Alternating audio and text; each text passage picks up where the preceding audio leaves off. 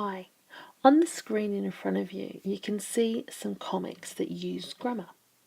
I really like them because in order to be able to get to the joke, you have to be able to understand how that particular piece of punctuation or that aspect of grammar works. So, how about this one?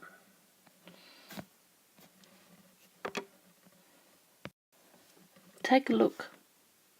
Does anybody get it? Do you think you could explain it to the class?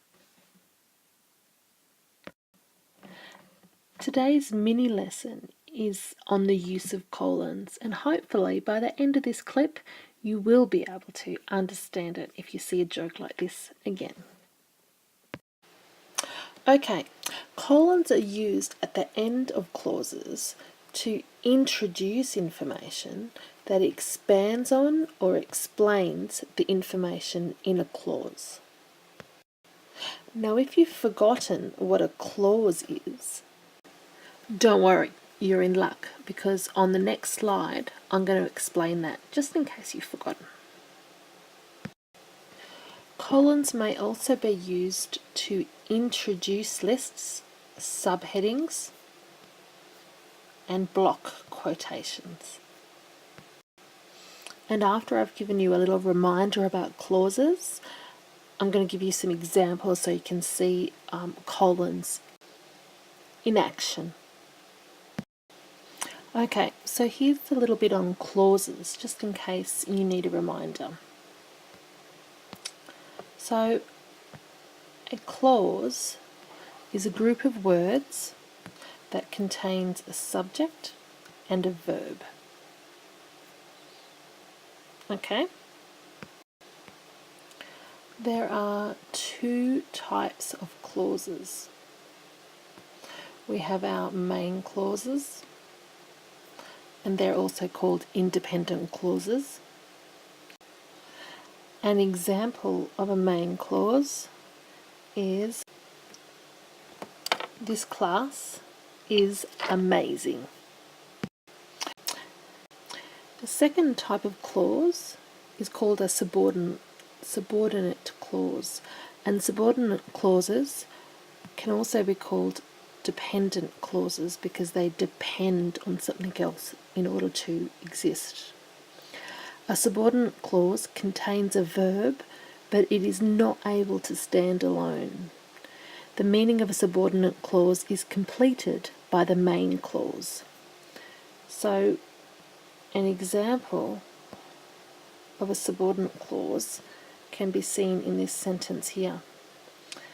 My experience tells me this class is amazing. So, the subordinate clause is my experience tells me. We have our verb, which is tells, and we have our subject, which is me.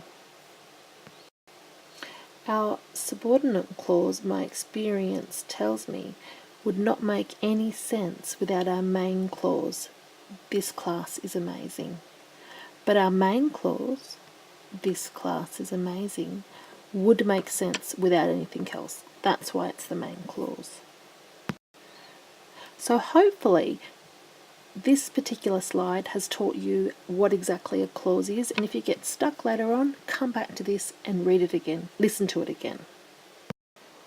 Okay, so now we're coming back to colons, and like we said originally, one of the times that we will use a colon is when we introduce extra information. So colons may be used to introduce information including consequences, descriptions, and definitions.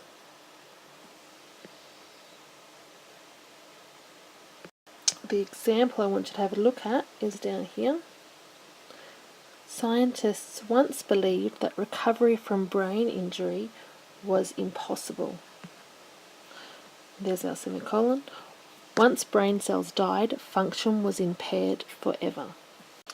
So we also use colons when we're making lists. Items in a list may be introduced by a colon. And our example here is, The belief that this class is amazing comes from three main sources. And here's our colon. The fact that they always give things a go, the way they support each other's learning, and how they know when to listen attentively. Okay, so moving on. Colons are also used to introduce a bulleted list. So the example, you will need the following things for this course. There's our colon right there. An open mind, an ability to laugh at yourself, knowledge that mistakes are a part of learning. Okay, so bear with me for just a bit longer, we're almost there. We also use colons with subtitles. So if the title of a written work includes a subtitle, it will be introduced by a colon. And our example here is First Day Nerves. There's our colon. How to Make a Good Impression by Rebecca Sadler. Remember, if you're watching this back by yourself, you can pause this at any stage when you need to make some notes or just make sure that you understand. Next we have block quotations. So block quotations are long quotations from a text.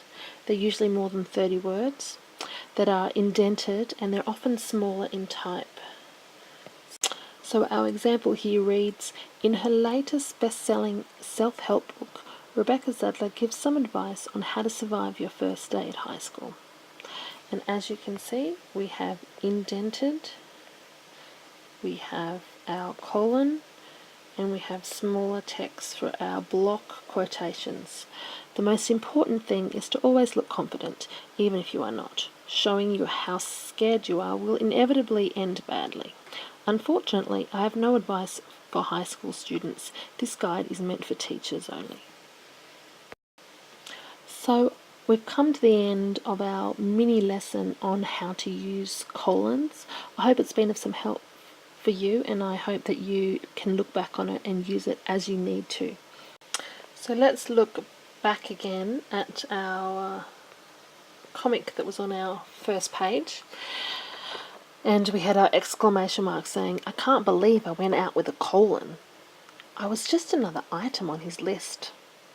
And now with your knowledge, you can actually understand this joke. Thanks for watching.